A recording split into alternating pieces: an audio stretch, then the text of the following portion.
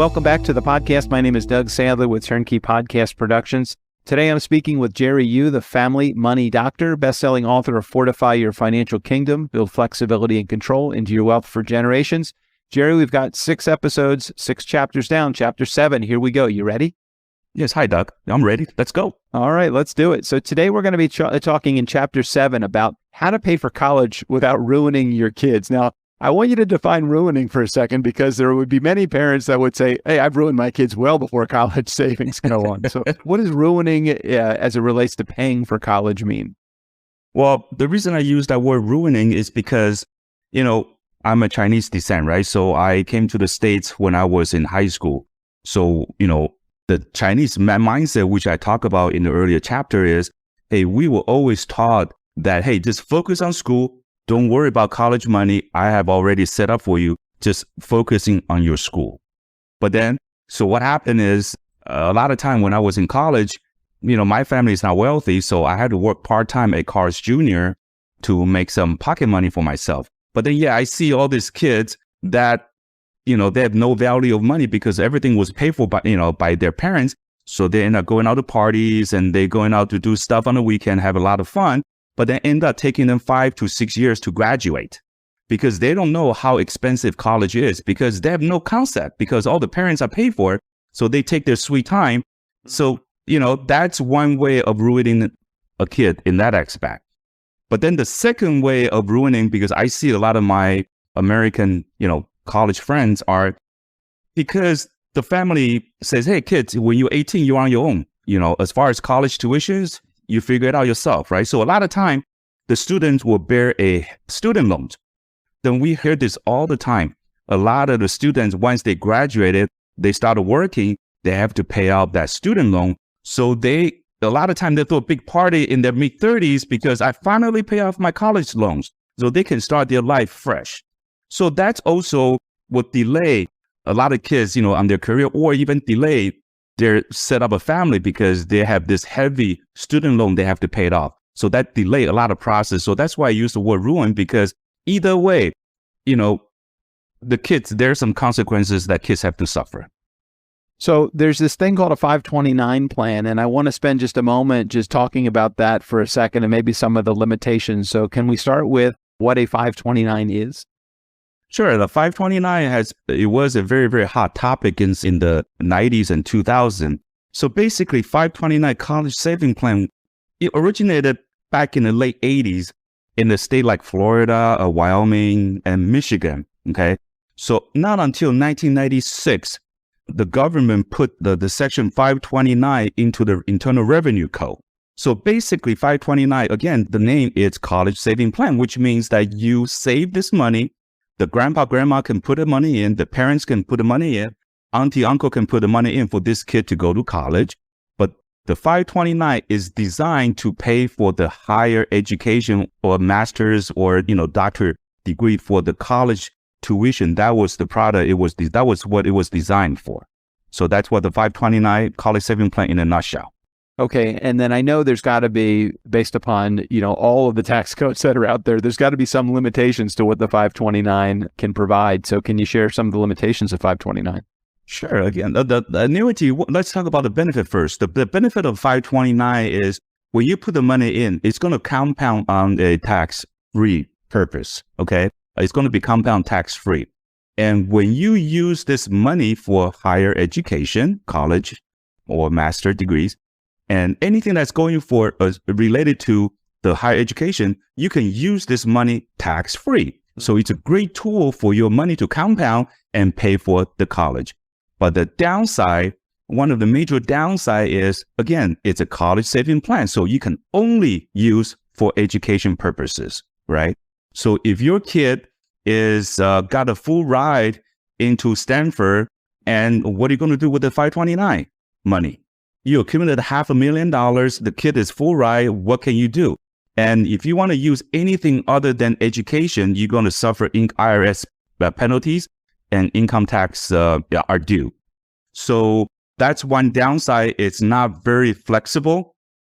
And if your children got any type of scholarship, grant, or financial aid, then you don't use up this money, there's a lot of limitation on what you can do with it. Absolutely. And that completely makes sense. I want you to, if you could, talk for just a second about the Chinese versus the American grandpa solutions for college, because you do go into this in chapter 7. And I love your comparison of the Chinese culture versus the American culture when it comes to their solutions for college savings and paying for college. I truly believe that, the Asian way is good because the kids can really achieve academically at their fullest if they don't have to worry about the money, right? But again, American way is also good because you teach the kids of responsibility, how to it will teach the kids about financial responsibility, okay?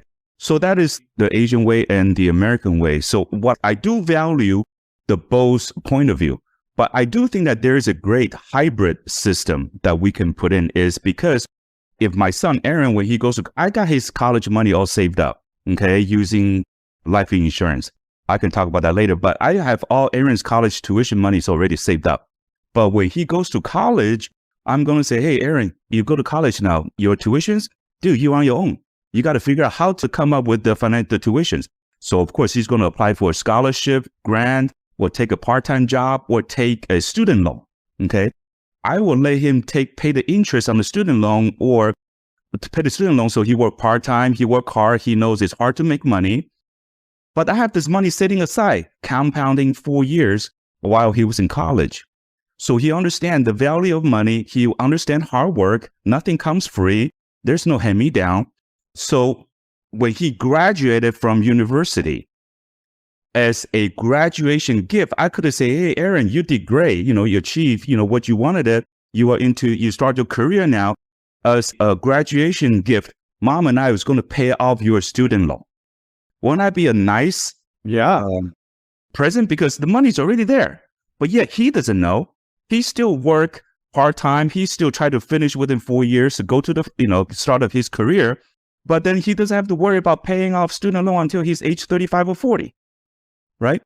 So I think that's a good hybrid system is we have the money set aside but we don't tell them, but let them go through the process. And then if they're good kids, we can pay it off as a graduation gift. But if they're not that good and they don't listen, they'll, whatever, then we can just say, hey, dude, you keep on paying your student loan. Maybe someday daddy will help you to pay for it. Use it as a little bit of a carrot and stick or some leverage for paying off those loans. That's really great advice. I have to tell you, that is one less way of ruining your kids. I would have to agree upon that. Yes. All right, so I want to talk for just a second about the purchasing of life insurance versus putting money in a 529. It seems to me that it would make sense to put it in a 529, but just the mere fact that we're questioning putting in a 529 and purchasing life insurance instead leads me to believe there might be some different advice from you. So what's your advice when it comes to purchasing life insurance or putting money in a 529? Okay. Because one thing I like about life insurance is because, for example, Aaron's 15 years old now. So what if I passed away? Will he have enough money for him to go to college? So that's why life insurance, fundamentally, is very important to financial planning. I keep on emphasizing that point, right? But yet again, just like the 529 plan, the money I contributed in is going to compound, tax deferred, tax free. And we can use it as one of the Swiss Army tools is we can use the cash value on the life insurance policy.